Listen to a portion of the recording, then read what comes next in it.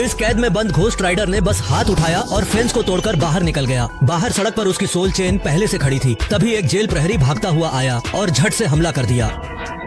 लेकिन टूटी हुई जबड़े को ठीक करने के बावजूद शैतानी घोस्ट राइडर ने प्रहरी को चोट नहीं पहुंचाई और अपनी गाड़ी पर सवार होकर भाग निकला। जब वह आर्क वाली इमारत के पास पहुंचा तो उसने देखा कि पुलिस कारों ने उसे घेर लिया है। तब वह गाड़ी मोड़ता है और पानी में छलांग लगा देता है।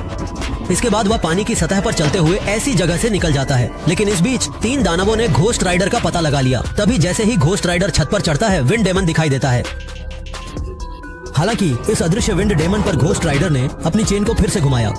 गर्म लहरों के साथ हवा में तेजी से पलटी मारकर फाइनली वह विंड डेमन का खात्मा कर देता है। वहीं दूसरी तरफ सोललेस डेमन जॉनी की गर्लफ्रेंड को ले जाना चाहता था। लेकिन जब जॉनी समय पर पहुंचा और उसे दीवार पर पटक दिया तो घोस्ट राइडर ने देखा कि उसकी जजमेंट आई इस बिना आत्मा वाले डेमन पर कोई असर नहीं कर रही है। इसके तुरंत बाद डेमन ने घोस्ट राइडर को पकड़ लिया और उसे जमीन पर गिरा दिया। डेमन ने ताकत से कहा कि अगर वो अपनी गर्लफ्रेंड को बचाना चाहता है तो सोल कंट्रैक्ट लेकर रिवेंज टाउन पहुंचे। फिर जब जॉनी मोटरसाइकिल पर कब्रिस्तान पहुंचा और सोल कंट्रैक्ट की लोकेशन के बारे में केयर टेकर से पूछ रहा था तो केयर टेकर ने एक फावड़ा उठाया और कॉन्ट्रैक्ट बाहर निकाल दिया।